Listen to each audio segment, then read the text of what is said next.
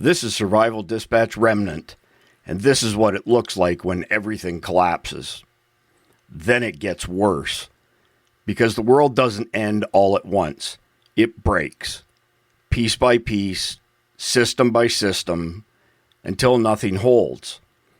Power fails, communications go silent, supply chains choke and die, and the people waiting for someone to fix it realize no one is coming.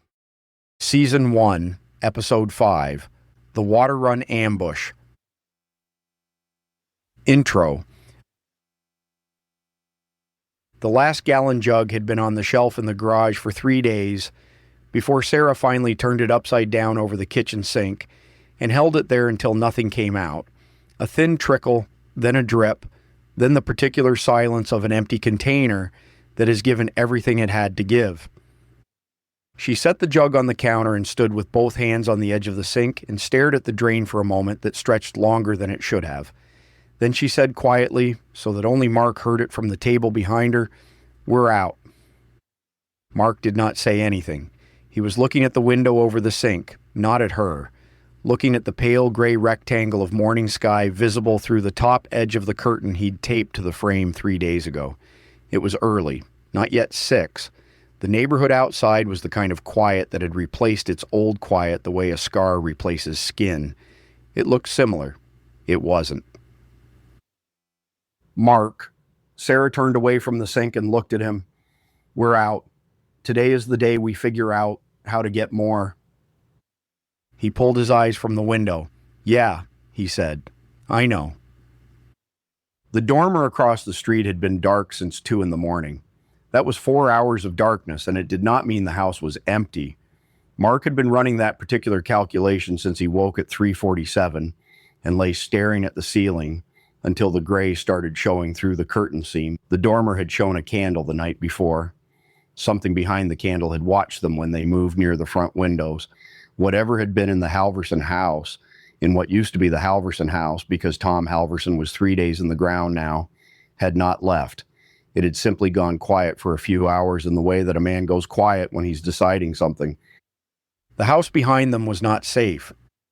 The street in front of them was not safe. That was the morning's arithmetic, and it did not have a clean answer.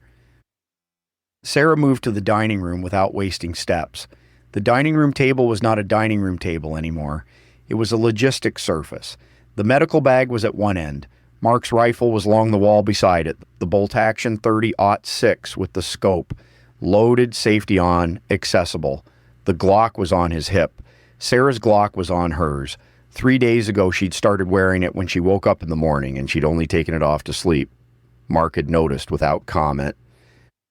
She pulled a notepad off the table and wrote 2 columns on it. What they had and what they needed. The what they had column was short. 3 days of canned food left if they were disciplined about it. Enough acetaminophen to keep an adult functional through a minor injury. Some ibuprofen. The medical bag was in better shape than the food, which was a particular kind of problem because a good trauma kit doesn't hydrate you. Water was the whole page. "We go to the stop and go," she said. It wasn't a question. "The one on Ball Ground Highway. It's 9 blocks. "I know where it is. It's the closest." "I know that too." Mark stood from the chair and moved to stand beside her, looking at the notepad. Problem as anyone else who's thinking clearly knows it too. It's not going to be empty. "No," Sarah agreed. "It's not going to be empty." The silence between them was the kind that carries information. Mark ran the route in his head the way he'd been running it for the past 16 hours. 9 blocks, open road for most of it. 2 intersections with clear sight lines, which meant sight lines that worked both directions. The stop and go sat on a corner lot with a gas station canopy on the east side and a dead gas pump island that would provide no cover. There was a drainage ditch on the south side of Ball Ground Highway that ran maybe 40 yards and then opened into a culvert. There was no back exit from the store that didn't go through the parking lot. He did not like any of it. "We need to move before full light," he said, "before anyone else who's thinking the same thing gets there first." Sarah nodded. "I'll get Grace." The Moons had been in the Smith house for 3 days. Grace was sleeping in the guest room with Olivia. Justin had taken the couch and would not be moved from it no matter how many times Mark had suggested the recliner was more comfortable. Justin slept on the couch the way a man sleeps near a door, on his side, facing the room, one foot already touching the floor. He'd been sleeping that way since the night he arrived. Sarah knocked twice on the guest room door and opened it without waiting. Grace Moon was already awake. She was sitting on the edge of the bed in the gray morning light with her hands folded in her lap and her eyes open, and if she'd been asleep at all in the past few hours, it didn't show on her face. Olivia was curled on the far side of the bed, still under the blanket, her breathing slow and even. "We're going out for water," Sarah said low. "I need you to stay with Emily and Olivia." Grace looked at her. "You're not leaving me here alone with 2 children." Grace. "I'm not asking." Grace stood from the bed and reached for her shoes. "Justin can stay with the girls. He's armed and he knows how to use it. I'm going with you." Sarah looked at her for a moment. Grace's jaw was set the way it got set when she'd already decided. And Sarah knew from 48 hours of living in the same house that once Grace Moon had decided something, you were spending your energy on an argument you weren't going to win. "Get your shoes on," Sarah said. "We leave in 10 minutes. There was a knock at the back door at 5:52 a.m. 3 knocks spaced exactly. The signal Mark had worked out with Tom Briggs 2 days ago. Mark was at the back door before the 3rd knock finished. He unbolted it and opened it 6 inches and looked at the man on the other side. The man was not Tom Briggs. He was Korean-American, maybe mid-30s, lean in the way of someone who moved a lot and ate carefully. He had a pack on his back and a fixed-blade knife on his belt, and he was holding both hands slightly out from his sides where they could be seen. His eyes were steady. He was not breathing hard. He looked like a man who had been moving through a difficult world for several days and had not been surprised by any of it. "My name is John Moon," the man said. "Grace is my sister." Mark looked at him for a second that stretched into 2. Then he said, "How'd you get Tom's knock?" "Tom Briggs is at the Oliver place," John said. "He told me about you. Told me the knock." Mark stepped back and let him in. Grace heard his voice from the hallway and came through the kitchen door and stopped. For a moment she just looked at him, this younger brother she hadn't seen in 4 months, and something crossed her face that was not quite relief, and not quite grief, and was probably both at once, tangled up together the way things tangle when the world has been burning for 5 days. She crossed the kitchen in 3 steps and put her arms around him and held on. John Moon held his sister for a moment with his eyes closed. Then he opened them and looked at Mark over Grace's shoulder and said quietly, "What's the situation?" "We're out of water," Mark said. "We were heading out." "Where?" "Stop and go on ball ground, 9 blocks. John nodded once. "I came through ball ground yesterday afternoon. The store's been hit at least twice. There were carts in the parking lot and broken glass inside, but there was still product on the back shelves. Whoever hit it went for the obvious stuff first." "Anyone holding it?" "Not when I came through. Could have changed overnight." Mark looked at him for a moment. "You know how to use that knife?" "And more than that," John said. Mark looked at Sarah. Sarah looked at John. Grace had stepped back from her brother, but kept one hand on his forearm. "You're coming with us," Mark said. It was not a question. "That was my plan," John said. Segment 1. They moved out the back door at 6:04 a.m.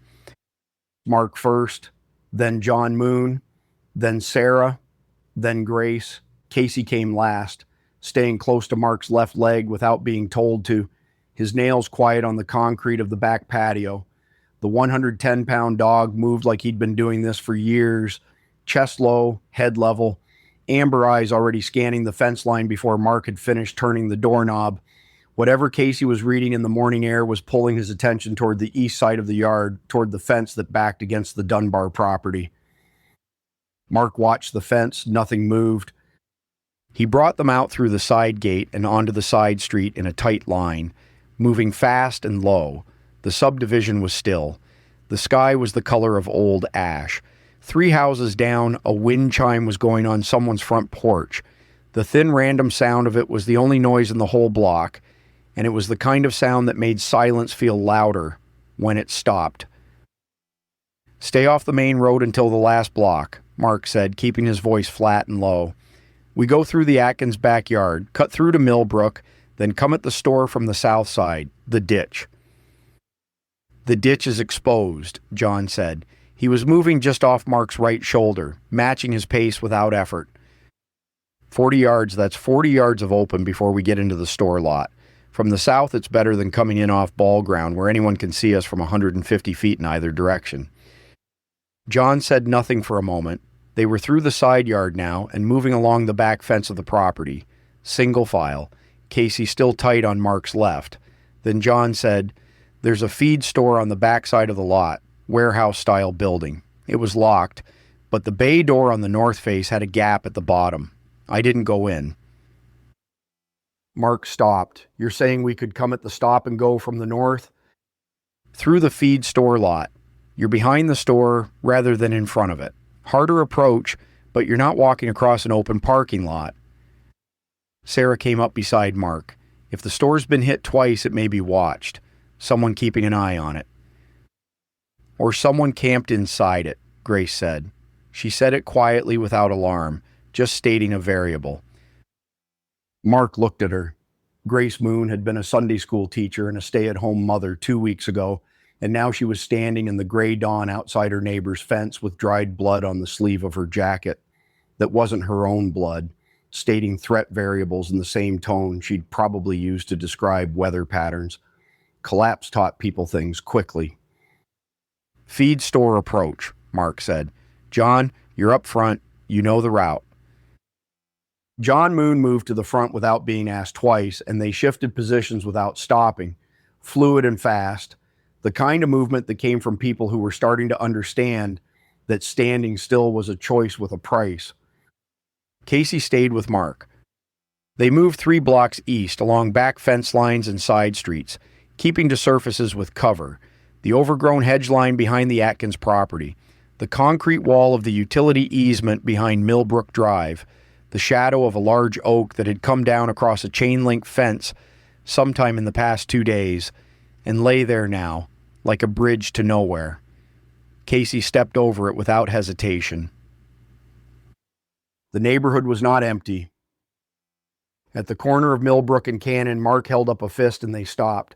Casey stopped with him, silent, ears forward. 60 yards north, a man was pushing a shopping cart along the road. He was moving slowly, head down, pushing the cart with the focused care of someone carrying something valuable. The cart had bags in it. Mark could see the shapes, but not the contents. The man was wearing a gray sweatshirt and jeans, and he was not looking around with any particular caution. He was looking at the ground in front of the cart wheels.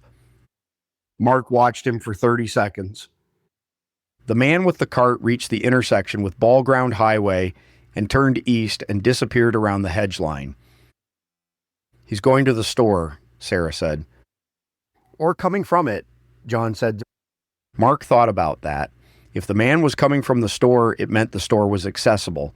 If he was going to it, there might be a queue. People lined up for the same resource, which meant crowd dynamics, which meant unpredictability, which meant that right now, whatever was going to happen at the stop and go, it was already in motion. "We move now," Mark said, "before that changes." The feed store was a metal building set back from the road on a gravel lot, separated from the stop and go by a chain link fence with a gap where the bottom rail had rusted through and pulled away from the post. John had the gap located from 20 feet away and moved for it without slowing down. He went through sideways, then held the wire up for the others. Casey went through on his belly and shook himself once on the other side. The north face of the feed store had the bay door John had mentioned, a rolling metal door, the kind used for loading, with a gap at the bottom about 8 inches high, not enough for a person to crawl through easily, but enough to see under. Mark got down on one knee and looked under the gap. Dark inside, some shelving, bags of feed stacked along the back wall, the shapes of equipment, a tractor maybe, or a larger piece of machinery. He could not see movement. Clear as far as I can tell, he said. Gap's too small to go through fast if something goes wrong inside, John said. I wouldn't use it as an entry. We're not going in. Mark stood and moved along the north face of the building toward the east corner. We're using the building as cover to get to the fence line. From the east corner, we can see the stop-and-go parking lot. John nodded. They moved to the east corner and stopped. The stop-and-go parking lot was 20 feet away across another run of chain-link fence. The parking lot had 4 vehicles in it that hadn't moved in days. 3 standard sedans and a pickup with a flat rear tire. The gas station canopy over the dead pumps threw a stripe of deeper shadow across the east side of the lot. The front glass of the stop-and-go was broken. 2 large panes gone, one cracked in a spiderweb pattern but still in the frame. Inside, from this angle, Mark could see the front-facing shelving units. Most of them were stripped. The man with the shopping cart was not in the lot. Back shelves, John said quietly. That's where the product was. Water, mostly. Some canned goods. How do we get in without advertising ourselves through the front windows? Sarah asked. Side door, Mark said. He'd been to this store 100 times. Emergency exit on the south face. It opens from inside, but it can be pushed from outside if the frame is warped. The frame is warped. I've seen it open by itself in heavy wind. You're sure? I'm sure I've seen it open by itself. I'm not sure no one's been there since and jammed it shut. Sarah looked at him. Then she looked at John. Then she looked back at Mark. All right, she said. Let's find out. Segment 2. They came over the chain link fence in pairs. Mark and John first, then Sarah and Grace, then Casey, who cleared the top rail in one clean push of his hindquarters and landed without a sound that mattered. The parking lot felt bigger with nothing in it than it had with cars. The 4 dead vehicles were scattered rather than parked, which meant they'd been left in a hurry, doors still open on 2 of them. Mark moved through the gaps between them, using each car as a step in a route that kept something between him and the front windows at all times. John tracked with him, mirroring his angles. Sarah and Grace moved on the other side of the pickup with the flat, using the truck bed as a visual brake. Grace had her hand on the door latch of the truck for exactly 2 seconds before she took it off and kept moving. And Mark noted that the discipline of not stopping to look inside when looking inside might cost a second they couldn't buy back. They reached the south face of the building and pressed against the wall. The emergency exit door was a gray metal slab with a push bar on the inside visible through a gap in the door seal. The frame was warped. Mark could see the gap on the hinge side, a 1/4 inch of daylight all the way up. He put his hand flat against the door and pushed steadily, angling the pressure toward the latch corner. The door gave with a sound like a wet shoe on a tile floor. Not loud. Loud enough. He held it open 2 inches and waited, listened. From inside, nothing he could immediately categorize as a person. The sound of a display rack that had been knocked over at some point and never picked up. Wind through the broken front windows, a low, intermittent sound that was mostly ambient. The smell of the inside of any stop-and-go, now amplified by heat and the particular staleness of a sealed space. And underneath that, something else. The specific organic smell of a space where people had been sleeping. Mark looked at John. John had caught it too. Mark could see it in the change in his attention, the slight drop in his chin as he processed the information. Someone's been sleeping in here, Mark said, barely above a breath. Not just sleeping, Sarah said from behind him. She had her nose up slightly, the unconscious diagnostic movement of a nurse reading an environment. There's something else. Bowel. Somebody's sick. Mark pushed the door open far enough for a person and went in first. The back of the stop-and-go was a different world from the stripped front. The front-facing shelves were gutted. Candy, chips, tobacco products all gone. The hooks and pegs bare and bent. The refrigerator cases along the east wall were open and dark and empty, the glass doors hanging ajar. The counter area had been gone through hard. The register was open and cleaned out. The lottery ticket dispensers torn from the wall. The cigarette display behind the counter cracked open and stripped. But the back shelves were still there. Not full. Picked at, yes. But whoever had hit this place had gone for the obvious first, which is what John had said, which meant the back shelves still had product. Mark could see the necks of gallon water jugs on the second-to-bottom shelf, maybe 20 of them, tucked behind a row of motor oil bottles that looked untouched. There were canned goods. Not many, but some. Baked beans, condensed soup, a row of large cans that might have been peaches. He did not let himself look at them for more than a second. He moved first to check the space. Behind the counter, against the back wall near the walk-in cooler, a man was lying on a flattened cardboard box. He was on his side, facing the wall, wearing a green jacket and canvas work pants. He was not altered. Mark could see the back of his neck from 10 feet away, and the skin there was normal. No vein tracking, no discoloration. He looked like a man in his 50s. He was breathing. His breathing had the wet, labored quality of someone running a fever that had been going for days. Casey moved to Mark's left side and stopped, watching the man on the cardboard absolutely still. Mark stepped around the counter and crouched to the man's level. "Hey," he said, quiet and direct. The man stirred, turned his head with visible effort. His eyes were bloodshot but not yellowed. His face was sweating in the cool morning air. "I'm not going to hurt you," Mark said. "We just need to take some water." The man blinked at him. "There's water on the back shelf," he said, and his voice was rough and slow. "I haven't touched it. I couldn't get the caps off." Sarah was already beside Mark, crouching down. She put her hand on the man's forehead without asking permission the way nurses don't ask. She looked at his eyes, then at his hands, then back at his face.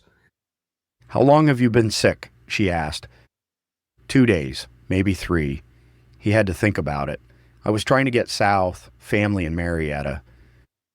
"Marietta is gone," Sarah said, and she said it plainly, without cruelty, the way she said hard things, as information that the person needed to have.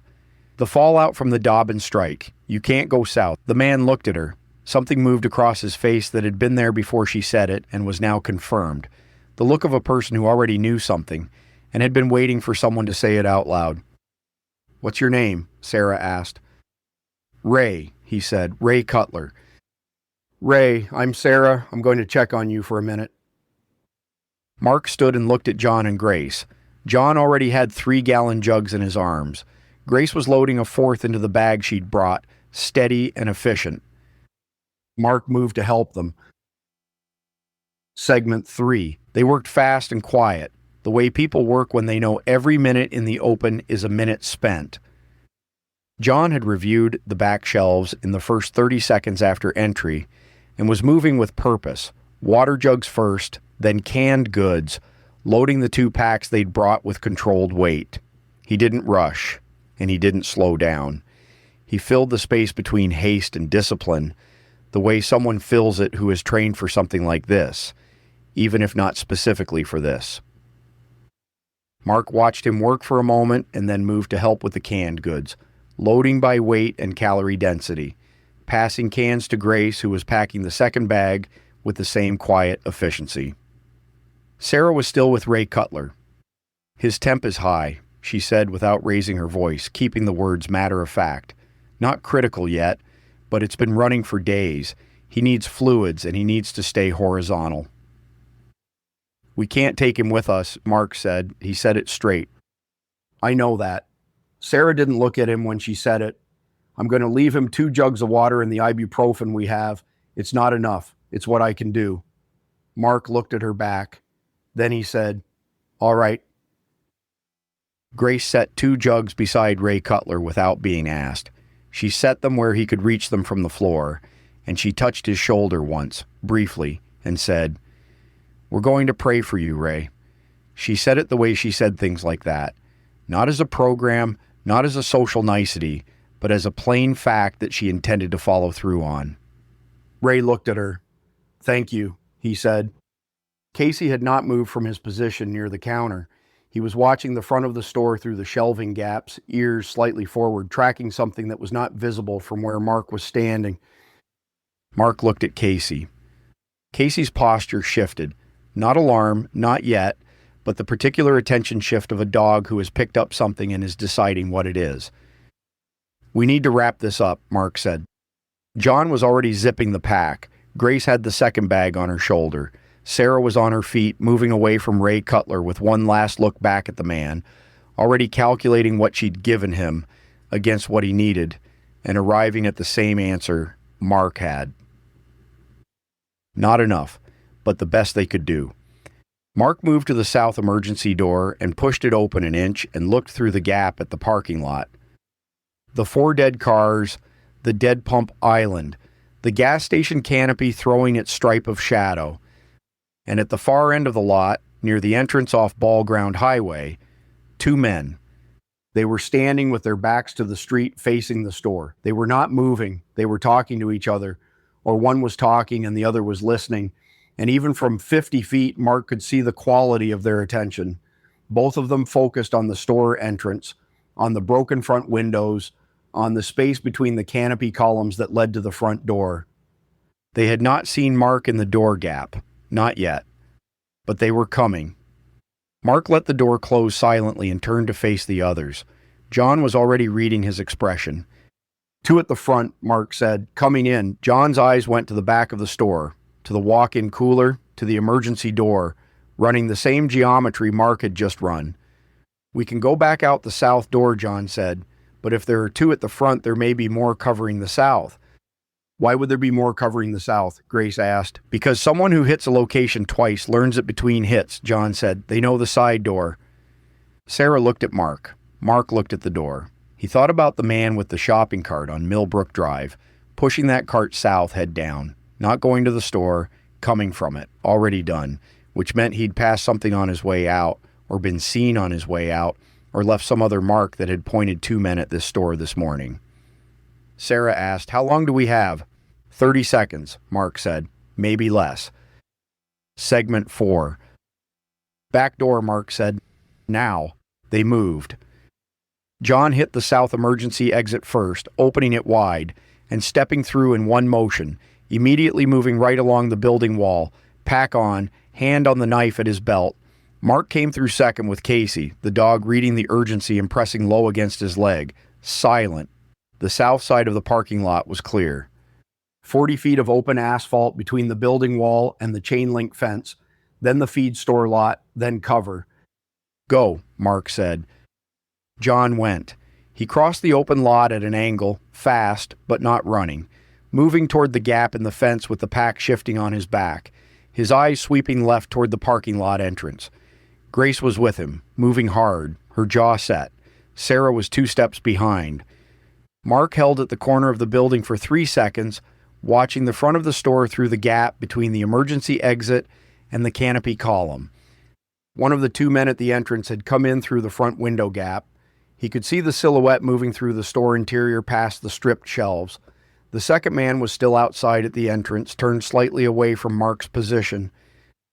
Mark moved. He was halfway across the open lot when Casey broke left. Not a panicked break, a controlled one, the kind of movement that said, "I see something you don't."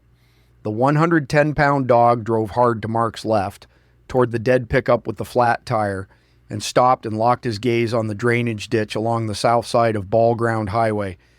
Mark stopped, looked. 3 men were in the ditch. They had been in the ditch before Mark and the others came out of the store. They were lying in it with the particular practiced stillness of people who have done this before. 2 with rifles, 1 with something shorter that Mark couldn't immediately classify.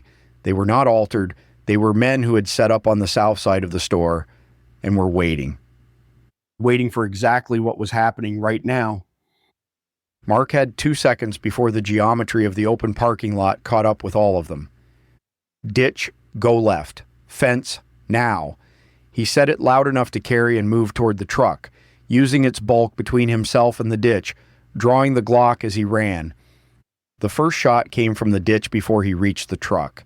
It hit the asphalt 4 feet to his right and sent a spark off the pavement that was visible even in full morning light. Casey was already at the truck, pressed flat against the wheel well, watching the ditch with absolute focus. Mark went down behind the front wheel and looked back. Sarah had gone to ground behind the second sedan, 12 feet to his right. Grace was with her, both of them low, Sarah with her Glock out. John Moon had stopped 3 feet from the fence line and turned back, and Mark could see him calculating the distance from his position, to the truck, to the ditch, to the fence. John, fence, go. Mark came up over the hood of the truck and fired twice at the ditch in the direction of the nearest man. Not aimed shots, suppression, buying 2 seconds, and went back down. Return fire from the ditch hit the truck twice. The windshield went. The sound of it was flat and hard and final. "They're walking it," Sarah called from behind the sedan. She meant the fire. They were adjusting, walking their rounds toward their targets. Mark looked at the store building. The man who had been outside the entrance was now visible in the parking lot, moving toward them from the north, using the gas station canopy column as cover. He had a shotgun. 3 in the ditch, 1 coming from behind, John at the fence, Sarah and Grace behind the sedan. Casey was growling, a low continuous sound that had been building since he broke toward the truck and had not stopped, not directed at the men in the ditch, directed toward the northeast corner of the parking lot, toward the dead station wagon that Mark had not fully checked on the way in. A 5th man was coming around the front of the station wagon. "Sarah, man at the northeast wagon, your left." Mark was already moving, staying low, circling toward the back of the truck to put more steel between himself and the wagon.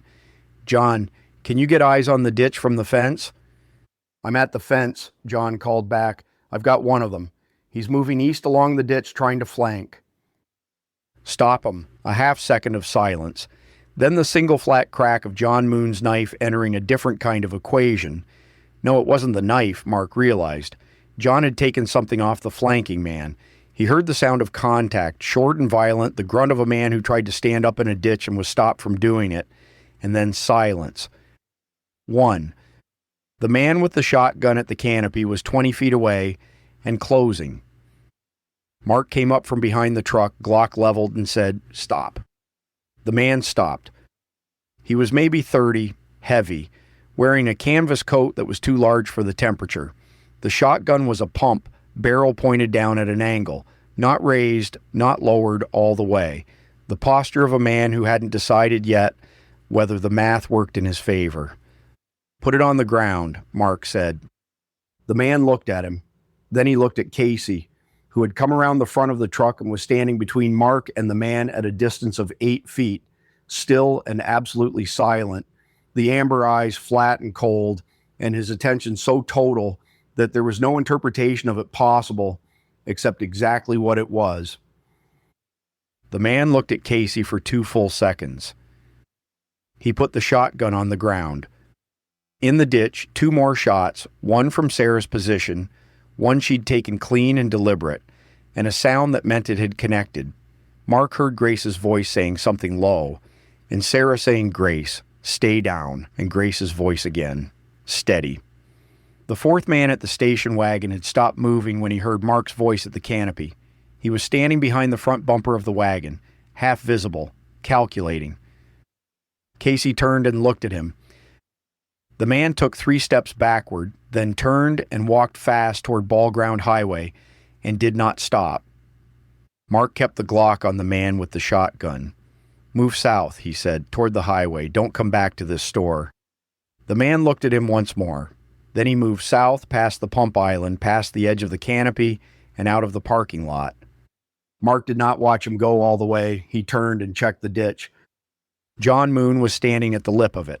Below him in the ditch was a man lying still. John's hands were not bloody. Whatever had happened in the ditch had been fast and physical and complete. 2 more ran, John said, nodding east along Ball Ground Highway. When you put the one at the canopy down, they made a decision. "The woman," Mark said, "the shot Sarah took?" "1 hit," John said. "He's in the ditch. He's alive. Leg." Mark looked at Sarah. Sarah was already moving toward the ditch with the medical bag. "Sarah." "He's a human being," she said without breaking stride. "Give me 3 minutes." Mark did not argue. He picked up the shotgun from the pavement and checked the chamber and moved to cover the ditch while she worked. Segment 5. The man in the ditch was named Derek. He said so without being asked, which told Mark something about him. People who want you to know their name are people who are trying to be a person to you rather than a target. Derek was 24 years old, dark-haired, with the build of someone who had done physical work before this, and was doing it again now. The wound was through the upper left thigh, muscle only, nothing arterial. Sarah had known that from 6 feet away by the amount of blood and the quality of the pain. Arterial pain has a different register, and Derek was not in that register. "You're going to be all right," Sarah told him, not gently but plainly, while she worked. "This isn't going to kill you today. It might kill you tomorrow if you don't keep it clean and stay off it." Derek looked at her. He was not asking for sympathy, and she was not offering it. "You shot me," he said. "You were flanking my family." Sarah tied off the pressure dressing with a quick professional motion and looked at him. "Do you understand what I mean when I say flanking?"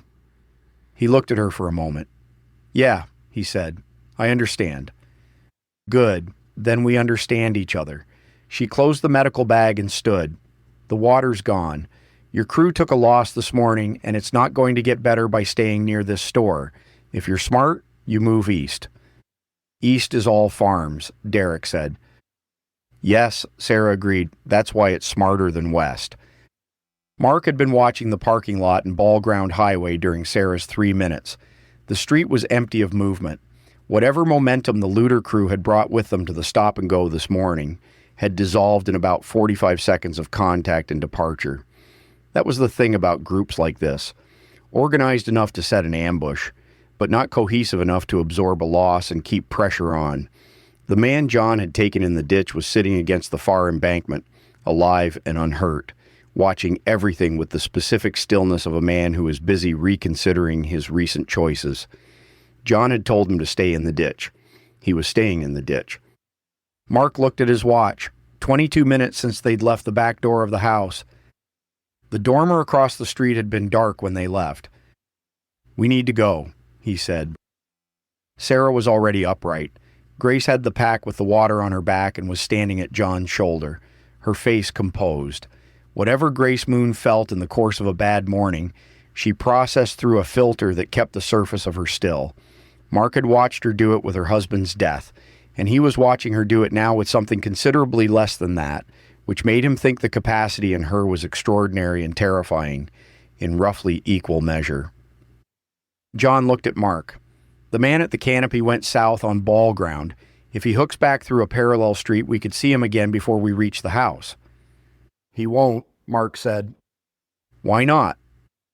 "Because he saw Casey at 5 feet and he still put the gun on the ground. That's a man who's calculating. He calculated once and it came out unfavorable.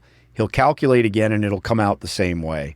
Mark looked at the 110-pound dog at his left side, who had not stopped watching the street since the contact ended.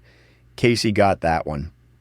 John Moon looked at Casey for a moment. Something crossed his face that might have been reassessment. "All right," John said, "let's move." They came back through the feed store lot and the chain link gap and into the back fence routes the way they'd come, but not on the same line. Mark took them 2 streets north before cutting back west, adding 2 blocks to the return route. Extra time. He didn't explain it and didn't need to. John understood immediately, and Grace followed without a word. Sarah said as they moved, "The man in the store, Ray Cutler." "I know," Mark said. "We can't go back for him." "I know that too. He's not going to make it without more water than we left him." Mark walked in silence for 10 steps. "I know," he said for the 3rd time. He said it the way he said things he'd already accepted but hadn't finished with yet. Not dismissal, just the word doing its single actual job. Sarah walked beside him. Then she said quietly, "I left him the ibuprofen." "I saw." "It won't be enough." "No," Mark said. "It won't." They walked. John fell back to walk beside Grace for a stretch of the return route. Mark could hear pieces of what they were saying. Not words, but the pattern of it. The specific rhythm of 2 people working through the material of a death that happened before this morning. In a house 2 doors down from the house they were all walking back toward. Grace's voice was level. John's was lower, and had the quality of a man who was listening more than he was speaking. Mark did not intrude on it. Casey stayed at Mark's left. 3 blocks from the house, on the back fence line of the utility easement, the dog stopped for a moment and lifted his nose to the north. Mark stopped with him, waited. Whatever Casey was reading, he read it and let it go. His ears relaxed, and he moved forward again without urgency. Mark filed it away and kept walking. Segment 6. Justin Moon had the house in order when they came back through the rear gate. He was at the kitchen window when they crossed the backyard, and by the time Mark's hand touched the door handle, Justin had it open from inside. He looked at the group in the way a 19-year-old looks at the people he's responsible for when they've been in the field. Fast inventory, no commentary, just confirmation that the count is right. "All of you," he said, not a question. "All of us," Mark said. Justin stepped back and let them in. He saw John Moon for the second time. They'd been introduced briefly before the group left, and something shifted in his face when John came through the door, a recalibration of the space. Grace put her hand on Justin's arm as she passed, and he put his hand briefly over hers. Emily was at the table with her sketch pad. She looked up when they came in, her green eyes moving from face to face with the fast, unhurried accuracy that Mark had stopped being surprised by. She was 12 years old, and she read rooms the way adults wish they could read rooms. Without agenda, without confirmation bias, just what was there. "There was a fight," she said, not alarmed, observational. "Yes," Mark said. "Is everyone okay?" "Everyone with us is okay." Emily looked at her mother. Sarah nodded once. Emily looked at her father's hands for a moment, a child's version of the same inventory Justin had done at the door, and appeared to find what she needed and went back to the sketch pad. Olivia Moon was in the living room doorway.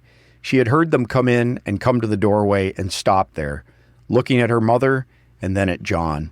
She stared at John for a moment with the same watchfulness Emily used on adults, and Grace crossed to her and put her arms around her and held on for a moment without saying anything. John Moon stood in the kitchen and watched his sister hold her daughter and said nothing. Justin set water on the table, 2 of the jugs, accessible. Mark started the count. 11 jugs total from the run, minus 2 left with Ray Cutler, minus the water weight they needed for immediate consumption today. He would do a formal inventory after everyone's settled. Sarah washed her hands at the kitchen sink using a minimal amount of water from the jug they'd kept for cleaning. She dried them on a kitchen towel and turned around and looked at the room. "John," she said, "sit down. I want to know everything you saw between here and wherever you started." John pulled out a chair and sat down without protest. Mark sat across from him. Justin leaned against the counter. Grace came in from the living room, Olivia at her side, and sat at the end of the table. "Start with when the strikes hit," Sarah said. "Where were you, and how did you get here?" John Moon talked for 20 minutes. He had been in Smyrna, Cobb County, southwest of the city, when day 0 happened. Client site. He'd been running a network security assessment for a commercial real estate group and had gone in early for access. He was in a server room in a basement when the first detonation hit downtown Atlanta. The building shook, the power went. His phone showed him 4 text messages in rapid sequence before the cell network went, and then his phone was a rectangle of glass. He got out of the building and looked south toward Atlanta and knew. He had been moving north for 5 days, not in a straight line. There was no straight line north from Smyrna anymore. The refugee flow from Atlanta was an organism, he said, using the word with precision. It behaved like fluid. It found the lowest points and filled them, and it moved with a pressure that built behind it. And it was not individual people making individual choices anymore after the first 12 hours. It was mass. He had moved across it rather than with it, staying east of the main flow, cutting through neighborhoods and commercial lots and utility corridors. He had 4 bottles of water from a pharmacy he'd broken into on day 2, and he'd stretched them for 3 days. He had arrived at Tom Briggs's location at the Oliver House the previous afternoon. "Tom is solid," John said. "He's organized 3 households. He has a medical supply situation you should know about." He looked at Sarah when he said that last part. After this, Sarah said, "Keep going." "Tom told me about the Halverson situation, the dormer. John looked at Mark. What happened there? Mark told him, concisely. The child at the door, the candle in the dormer, the decision not to open. John listened without expression. The handler in that dormer, John said when Mark finished. Did you see them leave? No. Did you see them arrive? No, just the candle. John nodded slowly. Someone knows your house, he said. They sent the child to pull you to the door. They watched from across the street to see if it worked. It didn't. So they waited. He paused. People who wait are patient. Patient people come back with a different approach. Mark looked at him. Then he looked at the front window, which had the curtain taped across it. That's what this morning was, Mark said. It was not a question. John looked at him for a moment. Possibly, he said. Or it's coincidence and the stop-and-go crew was just working their territory, and we walked into it. Which do you think? I think you don't treat those two things as separate until you have evidence they are. The room was quiet for a moment. Emily from across the table said, The man in the dormer is still there. Everyone looked at her. She was looking at her sketch pad, pencil moving. I was watching from the upstairs window while you were gone, she said. Justin and Jake knows. The curtain moved at 6:40 once, then it stopped. Jake was still upstairs on guard duty. Justin prepared himself. I saw the same thing. One movement, then nothing. Mark looked at Justin. Why didn't you say something when we walked in? I was about to, Justin said. He was not defensive. You were all still coming through the door. Mark looked at the front of the house, at the curtained window, through the curtain, in his mind, across the street at the Blue Ranch, with the white shutters and the dormer over the front porch. All right, he said, the dormer problem hasn't gone away. It just waited for us to solve the water problem first. He looked at John. Any chance the stop-and-go crew and the dormer are the same organization? John considered it. Possible. Looters working a territory will sometimes have eyes in buildings overlooking that territory. A spotter in the dormer gives you visibility on who's moving, which direction, when they leave.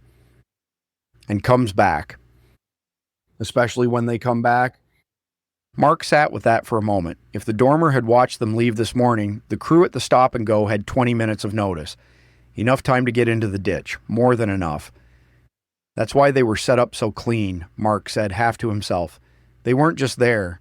They were ready. Sarah looked at him. He looked back at her. The same piece of information arriving at the same time. They'd been watched leaving the house. They'd been walked into that parking lot. And the dormer was still occupied. Segment 7. Mark spent the next hour in the upstairs hallway. Not at the window. Not directly. Not with his face in the curtain where a silhouette was visible from across the street. He sat with his back against the wall beside the window frame, at an angle that let him see a thin slice of the dormer through the gap between the curtain edge and the window frame, a 2-inch gap. Enough. The dormer was a rectangle of dark window above the roofline of the Blue Ranch, Halverson's house. Halverson was buried under the backyard of his own property, and whatever had moved into his house afterward was something else entirely. At 8:14 a.m., the curtain moved again. Single movement, slight, the kind of movement that means weight shifting, not departure. Mark kept watching. John Moon came up the stairs at 8:30 and sat down across the hallway without being invited. He didn't speak immediately. He looked at the wall for a moment, and Mark noticed his breathing was slow and controlled in a way that wasn't deliberate performance, just the baseline of a man whose baseline was low. Tell me about the dormer situation, John said. Mark told him. All of it. The child at the door, the candle visible in the window, the handler, singular, as far as they knew, who had not been identified, who had managed the approach of an altered child toward the front door of this house and watched to see what happened. Altered, John said. Yes. John was quiet for a moment. Then he said, You're sure? I'm sure she was altered. Sarah confirmed it from the porch. John nodded slowly. He was thinking through something. Mark could see it. Someone who can manage an altered individual, John said, either has a method for controlling them, or is one themselves who hasn't fully turned. Mark looked at him. The mutation isn't universal? I don't know how universal it is, John said. I've seen 3 since day 0. One at a gas station. He came after me with no hesitation, exactly what you'd expect. One on the second day in a parking lot in Marietta. She was sitting in a car, and she watched me walk past the car, and she didn't move. I moved fast, and she watched me go. He paused. The third one, I don't know what he was. He was in a group of unaffected people, and he was speaking normally, and I only identified him when he moved on one of the others. He had the vein tracking, but I couldn't see it until he was close. So the behavior isn't identical. The endpoint seems identical, John said, but the timeline and the expression may not be. Mark thought about the child at the door, the way she'd stood on the porch, patient, still. He thought about the candle in the dormer, the deliberate visibility of it. You think someone in that dormer is using an altered person as a tool, Mark said. I think that's one possibility. What's the other one? John looked at him. That it's not a person using a tool, he said. That it's something we haven't named yet. Mark held that for a moment, then he let it go. Not because it wasn't worth holding, but because what you do with that information is the same regardless of the answer. You deal with the dormer. We need to clear that house, Mark said. Yes, John said. Today. John looked at the sliver of dormer visible through the curtain gap. Tell me the layout of Halverson's house, he said. They spent 40 minutes on the floor of the hallway, with a rough sketch Mark drew from memory. The blue ranch, the dormer access through the second-floor bedroom closet, the front door entry, the side entry through the carport, the back door that he'd only seen from across the street. The dormer window faced south, which meant anyone in it had full visibility of the Smith house's front face, but had limited visibility of its own approach from the north side of the Halverson property. North approach. Through the Dunbar yard, the same route Justin had used on day 0 to get to the Smith front door. John studied the sketch. 2-man approach, he said. One on the north through the Dunbar yard to cover the back and the carport exit. One through the front door as the primary entry. Front entry is exposed for the first 15 feet. Yes, John said. That's why you want to go fast. Mark looked at him. You've done this before. John didn't elaborate. He just said, not exactly this. Mark folded the sketch and put it in his pocket. He would talk to Sarah before they moved, not to ask permission. She would not want to be asked permission, but because Sarah always saw angles he missed, and she would see one here that would either change the plan or sharpen it. He went downstairs. Sarah was in the kitchen with Grace, inventory spread across the table. Water count, food count, medication count laid out in 3 columns in Sarah's handwriting, precise and clean. She'd been a nurse for 8 years, and she organized stress the same way she organized a shift, by breaking it into things that had answers and things that needed more information, and working the first group while she gathered data on the second. We're going to clear the Halverson house today, Mark said. Sarah looked at him, then she looked at her inventory sheet, then back at him. Tell me, she said. He told her. She had 2 questions. How do you know there's only one person in there? I don't, Mark said. And the child? What happened to the child from the door? Mark looked at her. He didn't have an answer for that one either, and they both knew what the not having an answer meant. The child had been altered. The child had been walked to their front door and left there. Whatever happened to the child after the door didn't open was in the category of things Mark had not let himself think about fully yet, because the answer was not good and thinking about it had no operational value. We deal with what's in the dormer, he said, whatever that is. Sarah looked at him for a long moment. Then she said, Grace stays here. Justin stays here. Jake stays here. Emily and Olivia stay here. John and I will cover your approach and your exit. Sarah. Don't. She said it without heat. You need a trauma kit on the entry team in case the entry team gets shot. I'm the trauma kit. I go. Mark looked at his wife. All right, he said. Outro. They moved at 2 p.m. when the light was at its highest and flattest, and the shadows were minimal. The plan was clean. John Moon through the Dunbar yard to the north side of the Halverson property, covering the carport exit and the back door. Mark and Sarah through the front, direct entry, fast, using the 30 feet of open ground between the street edge and the Halverson front door in the fewest seconds possible. Justin held the Smith house with Grace and the girls. Casey was the problem. Mark had told the dog to stay. Casey had looked at him with the amber eyes that were flat and cold and fully informed, and had not moved from Mark's left side. Mark had said it again. Casey had looked at him once more, and then looked at the front door and then back at Mark. And the communication was so direct that Jake, watching from the stairs, had said, "He's not staying." He was not wrong. "He comes," Sarah said. "He's faster than either of us if something goes wrong, and he knows that house from across the street the same way he knows every building in his territory." Mark looked at his dog and did not argue. They crossed the street at 2:03 p.m. John Moon had gone through the Dunbar yard 6 minutes earlier. He'd given the signal, 3 knocks on the side fence, slow, from the north side of the Halverson property to indicate he was in position. Mark had been watching the dormer from the upstairs hallway for the 2 hours before the move, and the curtain had not moved again since 8:14. Whatever was in the dormer was patient enough to hold still for 6 hours. That was the most concerning data point of the morning. Patient enough to hold still. Patient enough to watch. Patient enough to set up a parking lot ambush with 3 men in a ditch. Mark crossed the street with the 30-06 slung and the Glock in his hand, moving at a controlled pace that was faster than a walk and slower than a run, the pace that covers ground without looking like panic. Sarah was 3 steps back and to his right, her Glock up, watching the dormer window. Casey was pressed close to Mark's left side, his nails quiet on the street asphalt, the dark brindle coat nearly black in the afternoon light. 30 feet. 20. 10. The front door of the Halverson house was unlocked. Mark had not known whether it would be, and had planned for both, and here it was unlocked, which was its own piece of information.